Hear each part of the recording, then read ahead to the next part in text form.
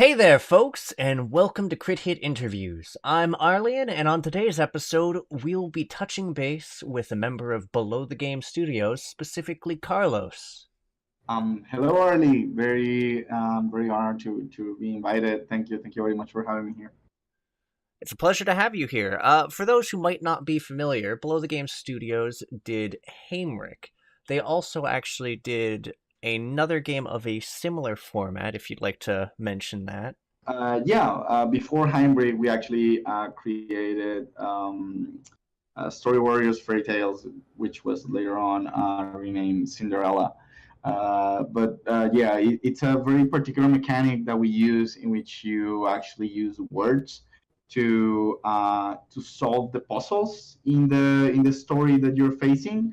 So it's a blend between a story, like a written story, like a book, and a game, a puzzle game to be specific. So Fairy Tales was like the first attempt at that mechanic, and Heimbrick was like the bigger one that we actually created. So I really like creating weird games, experimental games. So that was very interesting to work with that mechanic. Duly noted, first off, but secondly, I noticed, like, thematically, there's a sort of fairy tale play-esque aspect to the games you've made as so far. Is there any sort of specific influence that they've provided to your games? And specifically, do you have a favorite old school fairy tale? Yes, so definitely we had to do a lot of research for Story Warriors Fairy Tales in particular. So we did a lot of investigating and a lot of research. And I have to say, I've always been a fan of Alice in Wonderland.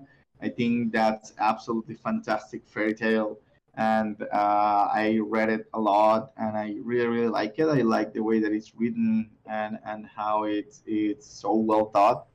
But the other fairy tales that we based or games on, Cinderella, Red Riding Hood, all of those fairy tales were really dark, and I really liked the dark tone that they had. The Grimm brothers tales, the ones that they actually used for, they had a lot of compiling from old fairy tales in Germany. So they actually just retold everything through their views, and I really liked it. And I always had this idea from fairy tales. I once met uh, a storyteller from Africa that said, well, she once told me a story when she arrived to mostly Occidental, like the Eastern countries, to England in particular, and someone told her about the fairy tales, how fairy tales were perceived here, in the West, and she she was very surprised because they seem for children, and someone told her that's what we use children for children to sleep here. She goes, huh, that's very particular because in Africa we use fairy tales to wake the men. So that was very interesting and a very particular view of how fairy tales can actually teach you a lot. So yeah, I really like that view, and I've tried to do that. It's hard, and it's very particular to try to be a good storyteller, but that's my aim, and that's has been the influence I've had from fairy tales. Very noticeable for, like, the sort of grim style, because, like, grim fairy tales were like in Cinderella, where the wicked stepsisters just cut off chunks of their feet to go and, like, try and fit into the shoe, and Haimrik has Yeah. that wonky gore factor in it. Yeah, definitely it's been a good influence on us, and I really liked it. And yeah, we tried to do something, although in Heimbrick it's a little bit more tongue in cheek, a little bit. I mean, it's gory, but it's funny gore. So I have to say, on that influence, I'd say the art was a lot heavily influenced by things like Itchy and Scratchy from The Simpsons, or I mean, I don't know if I get to say all those things, but if I shouldn't say anything, just please let me know. But It's why we yeah, have an editor. okay, great. So this other show, Happy Tree Friends. I don't know Oh if you my god, remember. yes. Yeah. Yeah. Okay, yeah. So that was a lot of heavy influence for us. So yeah. So, what got you folks into game development in the first place? Well, I'd say it's to me it's always been like a way of expressing myself. I've always thought that it since I was a child that it was very very cool that I was playing with what was shown on the screen. So when I thought about what I wanted to be, I was very very indecisive. I wanted to do a lot. So I mean, I like sciences, I like art, I like philosophy when I was in college. So I decided I wanted to mix everything, and the way to mix everything was through games, making games, because I think games are a mix of all of the other arts. It's basically a movie where you control the main character. So I really, really love that. I thought it was a way of expressing myself. I've seen through the years it has had an evolution, which I can express myself through mechanics, which is a very weird way of communicating. But yeah, that was basically the story. I mean, my parents got me a Nintendo very early on, and I really loved it, and I loved how it made people feel, how it made me feel. But the moment I don't know, maybe one of the most important moments for me in gaming was playing Metal Gear Solid and trying to understand what Kojima was trying to say to people. To me, it felt beautiful. It felt very impactful, and I said, I want to do that. I want to talk to people like that. So maybe that's why I got into this. And I'm the founder of the company, and eventually a lot of people joined who shared that vision, and it's been absolutely wonderful since then. I mean, just as a small, almost non sequitur here, but having played through a lot of Metal Gear Solid, I think a lot of people are wondering what Kojima's trying to express in those games. Staring at you, Metal Gear Solid 2. Staring at you. So, you are essentially in charge of Below the Game. So, how did you, by and large, meet the members of your team? So it was a huge process. I had a couple of partners at the beginning. They since left. It's very very hard making games. A lot of people want to join in. So at the beginning, even before I started, the officially the company, we had a lot of people that were interested in it because through the university, I had like a research group that tried to make games. So we did a lot of games in the university with a lot of people that just wanted to make games, but they were very lazy. And since there was no payment, where a lot of people didn't want to participate in it, so we just wanted I just wanted to make games just for the fun of it. And then when I got out of when I graduated, I basically wanted to continue doing that. So I started a company, but of course, at the beginning there was no money at all. So there was very few people who stayed, who wanted to keep on doing this, and they eventually, started, but no money. There was no money at all. So they kept, leaving until I started having a little bit more and more projects, but still people left. It wasn't until I came up actually with this idea that we got like a decent job. We started working with companies in the U.S. So with that project, I managed to hire a couple of people and those people have been incredibly valuable to the company. The producer, the general manager, the programmer, the artist, Juan, Sebastian, Jefferson, Armando. They have all been crucial to this, and they were crucial at the most important moment, which was the moment where we had absolutely no money. I didn't pay myself any salary in the first 3 years of the company. So you can imagine how hard it was to actually hire people that wanted to stay. So I mean, I live in a very small city called Bucaramanga in Colombia. So there aren't a lot of people who know how to make games here. So we actually had to. I mean, I've been making games for 10 years now, but the beginning, I had to learn on my own. So from the little that I knew, I had to teach the people that were arriving, and it was very very hard because I had to train most of the newcomers, and they already know what they're doing, but it was such a process, and I'm really grateful that they decided to stay. They really, really like it here, and we've been growing steadily since we were founded, but that basically made us very very made me very very happy that there are a lot of people in the company that have stayed for 6 years, 7 years with me in this crazy adventure. Fair enough. So it's been like a long ride for you then in regards to game development. So what sort of skills has it required you to put to use, and where did you develop those skills?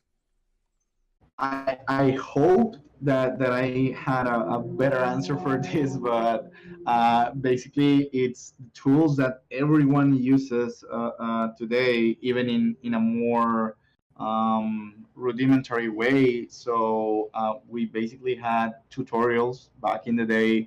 I was one of the ones that used XNA, for those who remember that technology from Xbox.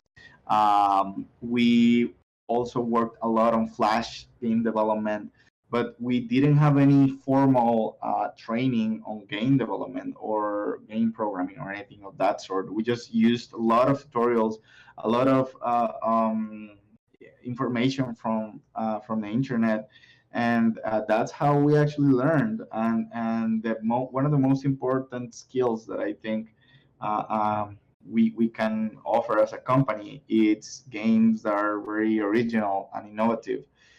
That's very hard because it's very experimental, and that has a lot of risks, and it's very difficult to balance out how much of a weird game can you make, and how much familiarity do you have to put into your games. We're still finding that balance, but I think that is one of the most important skills. Creating new type of mechanics, and I think that has been something that we just came up with because it was important for us. It was uh, um, like a necessity to have something unique, because I think there are way too many games that are very similar, way too many copycats, and I mean, the only way we're gonna stand out is through originality, to offering something different. So that has been part of what we're trying to do, and you can see that in the art as well. The art is also trying to be very different. The art in our games, in all of our games, is also very different. So I would say that is part of what we've been trying to do. We didn't have any formal training on it. We just put our minds to it. We wanted to do that, and we've been trying to develop it ever since. Sounds like it's been a rather large process, but we're going to go on a slightly more light-hearted tangent. So, what's the origin behind your studio's name? Okay, so I wish it was more lighthearted, but it definitely one of the hardest periods. We created the name of the company below the game because we at the beginning thought that it was impossible to make games for the world. So we started making advert games, like games for advertising sodas and popcorn or something. And we thought an interesting way to name the company with that purpose in mind, would be base ourselves on the concept of BTL, below the line. Below the line is a concept in advertising where you use alternative mediums to promote a product. So you have above the line, which is TV, radio, I don't know, really big and expensive ways of doing advertising. We wanted to do that in a more guerrilla way, in a more non-traditional way. So there was this idea of the below the line advertising. So we wanted to do that, but through games, and that's how we came up with the concept of below the game. But we didn't like building games for advertising at all. It was one of our darkest periods. I just wanted to make games that people just enjoyed. We've talked a fair bit about just the hows and whys of the studio itself, but let's dive in a bit more towards the game. So you've already talked about how Haimrik and Cinderella were both games with a sort of specific focus on reading, and with Cinderella actually having been partially advertised as a learning-oriented game. Mm-hmm. Is Yes. that an element to the games that are going to continue to be focused on in future titles? Uh, well, not really, because as I mean, as a creator, I mean, yes, we've created that, but it was basically just to learn to experiment with that mechanic. But I think we kind of had enough of that. Even the developers, the whole programming team is like tired of so many word games. So we're actually going in other directions. We have done a lot of experimental gameplay tests here. So we now have an idea of what we're trying to do, and it's something completely different. I mean, I cannot announce right now what is it that we're going to do, but definitely won't have that word mechanic, but it definitely will be very, very weird. Hmm.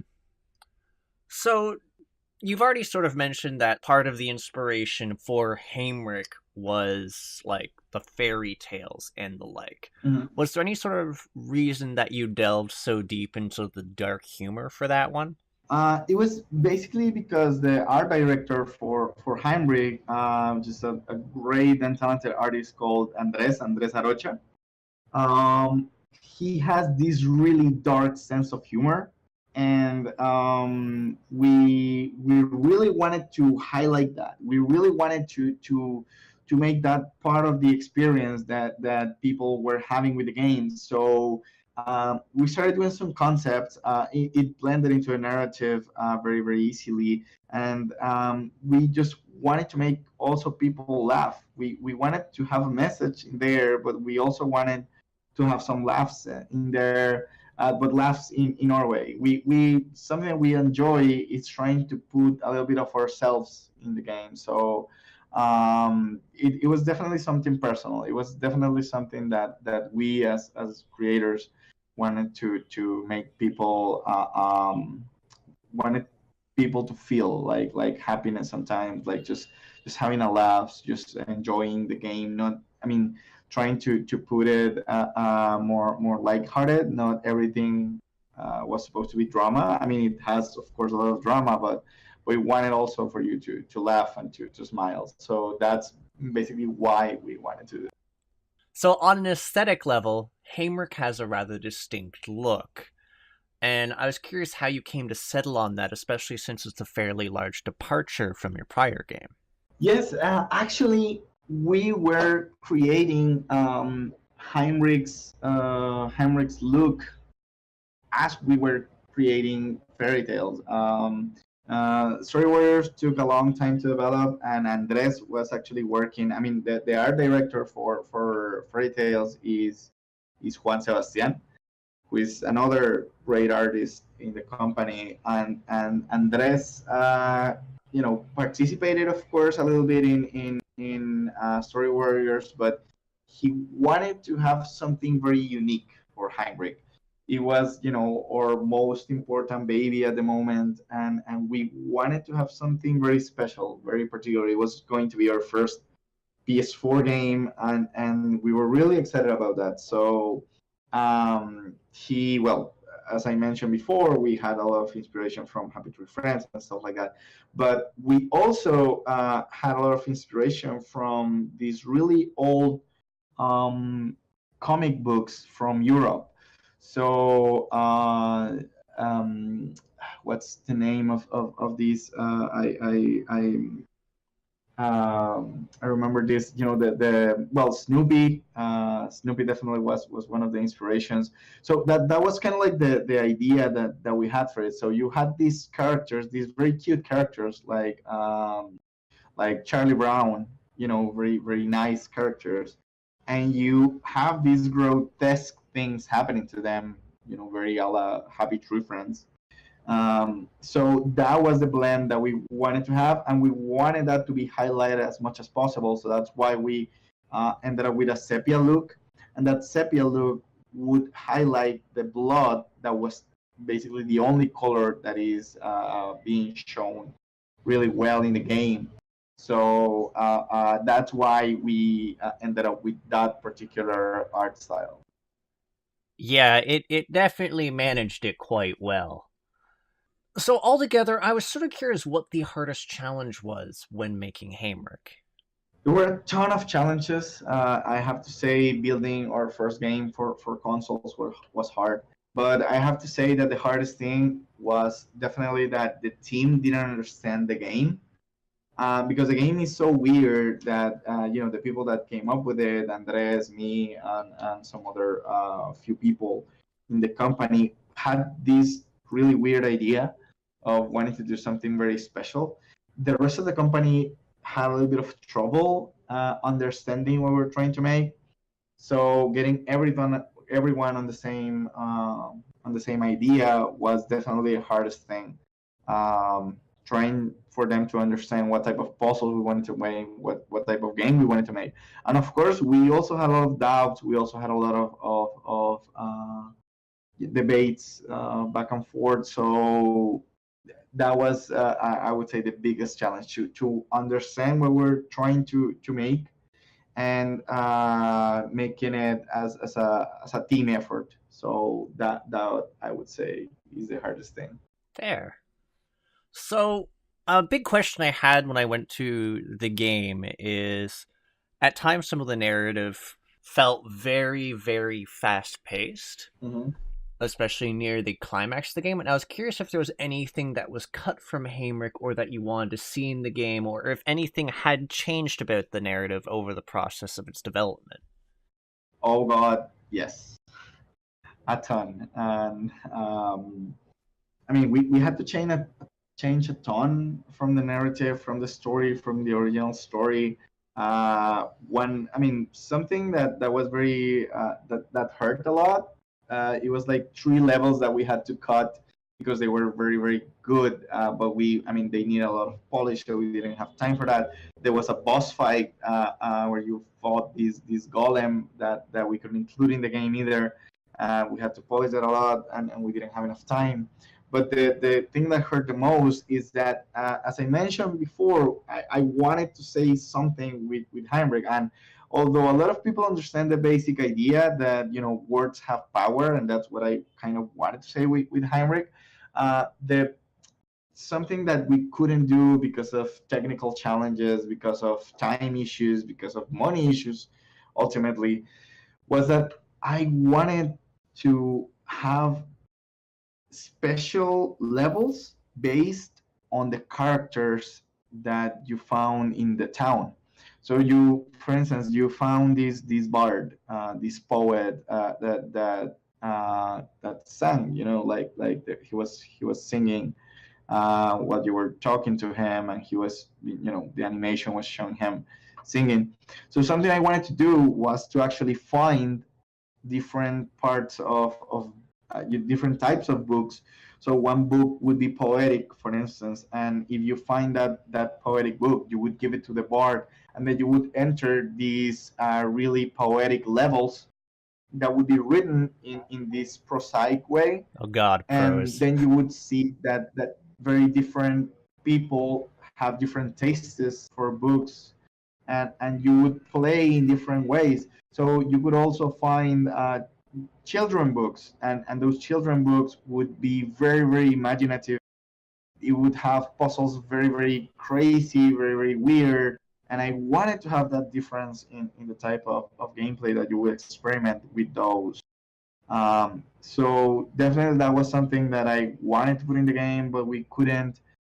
We didn't have enough time. We didn't have enough money. So yeah, that was a lot that I wanted to put, and I couldn't. And I actually wanted that to be optional. I wanted you to have different endings according to how many books you would be able to get the people from town, and Hmm. that would actually change how they perceive the world. So if you actually made people care more and be more educated, they would make a much better kingdom. So that's something I wanted to put in the game, and yeah, limitations. Interesting enough. So, are there any plans to actually like add or expand upon the game now that it's been released? As of right now, we don't have any plans of releasing any additional content. We are working hard on the new project that we have on shelves, right? I mean, on our prototyping list, because as I said, the team is a little bit tired of working so much on the word games. I mean, we like them, we really love them, but the team has been working on that. Even before we worked on Story Warriors Fairy Tales, on Cinderella, we were working on a previous game that was for a client that also had a lot of words on it. So the development team that said to me, "We don't want to do this anymore." So I'm trying to give them a little bit of a rest with that. So maybe eventually we'll come back to Haimrik. I really want to say a lot on that particular world still, but I'm going to give it a little bit of a rest for now. All right. So, I mean, the one other question I had was the bard slash jester, what was his character arc always the same? Yes. So we actually, something that was a little bit difficult to handle with the jester is that we always wanted him to be to be. I mean, I'm guessing spoiler alert. I was trying to. That's why I was like, this very very yeah. It's a mild spoiler. So okay, I'll try to avoid spoilers then. But we wanted to create an interesting character. We wanted him to have a lot of empathy and for the player to identify with him a little bit. I think we need a little bit more exposition with him. I wanted to have a little bit more exposition with him. I think we accomplished a little bit of what we wanted to do, but I think we could have with the mechanic that I told you before. I actually wanted to have a very specific part of the game that you could actually play in the type of books that he would read. And if you get to the ending, you will see that he has a very particular tastes. Yeah, And yeah. No, I saw that. I yeah, like that mechanism of when you would go into the books wearing like the little paper masks of other characters. It was good. yes, yes, I really like that. And I wanted to have a lot more of that with that character in particular. So yeah, unfortunately we couldn't cram all of it in there. But definitely that was the intent for the character from the beginning. Okay, so there So yeah. was meant to be more exposition for that character, but instead he ended Uh, up being sort of a the exposition about the overarching plot of the game. yes. There Yeah. were a couple of things that we wanted him to have, like a little bit more present in a few more scenes. But in general, that was the whole idea from the beginning. That was completely planned. Okay. So you've already sort of alluded to this that you're currently working on another project. Would you care slash be able to say anything about it?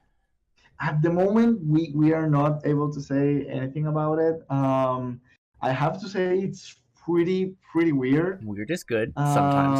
And I'm really happy to say that because people have seen it. It's like, what? What? You're crazy. And I love that. I love being weird. I love that the company, is positioning itself as a company who makes weird games. And I love it. Tangent wise, then, so if you can't mention much more about it other than it is something weird for us to look forward to, do you have any indie projects that you'd like to share with the audience? Things that you've been following? Some things that we we are extremely big admirers of the Lucas Pope games. Return of the Oberdeen, and it's very very popular at the moment. But some stuff that we would really like to recommend people, it's games made in Latin America that we're really proud are made here. So, for instance, Celeste. I don't know Celeste. I don't know how many people know that was made here in Latin America. So I'm really really happy about that. I would love for people in general to actually know that a lot of their favorite games are being done here.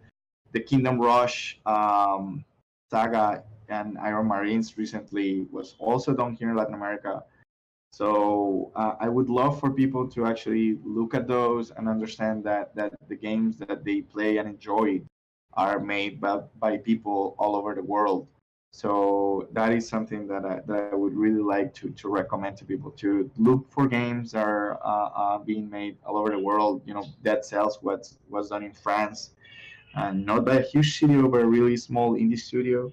So that's a little bit of the message I would like to give to people. Give these small indie projects a chance. And if you see something made in Latin America, you may not know it was done here. You would probably, if you just give it a chance, you might find something very very beautiful. I don't know. I know other couple of games that are really coming from Latin America were Kerbal Space Program, for instance. Oh, hey, really? Huh. Yeah, yeah, that was made in Mexico. There are a couple of really cool and weird games done here. Yeah. Dandara and Underhero, I believe. Awesome. You just increased my knowledge in Latin American development, so that makes me very happy. I I follow a lot of random stuff because I do. It's what it's yeah. Anyways, Great. I mean, I guess other than that, do you have any final words for the folks watching this, whether it be for normal viewers or those aspiring devs in the audience, even if it's just tips on like how you navigate just game developer related stress or otherwise? So yeah, something I would like to say to people in general is hopefully there will be a lot of people among you that want to make games, and it is possible to make games. It is possible to make them from wherever you are in the world, and hopefully you will also offer your personal experience in there. You will offer something that is so personal to you, so individualistic that it will resonate with a lot of people, but it will also tell the world that you are unique. And there are games that are like that it's very difficult to build them because it's difficult to create something so unique and make it so understandable. But I want a lot more. I want a lot more people to create uniqueness and to create new opportunities for these weird games. So that would be the my message to everyone. Just create unique games, create and try to use a lot more that imaginative side of you. That works. So altogether, then, we can just sort of round this out. So first off, I'd like to actually offer you a big thanks for appearing on the show today. It's actually highly appreciated. Thank you very much for inviting me. Man. Really, it's I'm very very happy. For the viewers currently watching, you can check out more of their work at www.belowthegame.com. There'll actually be a link over in the description, as well as a link to their Twitter, which is at Below the Game, and the Steam page for Haimrik. Is there anywhere else you'd like to send people? I mean, no, the Steam page for Haimrik would be the most ideal one. If you just go there and look at the game, give it a chance. It's a very particular game, but it will probably give you ideas for you yourself to create, hopefully. And if you would like to buy it, that would be fantastic. And but yeah, just look at it. It's a very nice art style. It's a very unique art style. So hopefully you like it. The Panther's the best character. It is. It is. uh, Masamba is awesome. yeah, other than that, then, to those folks watching, I'm grateful if you actually managed to get through the entirety of this video.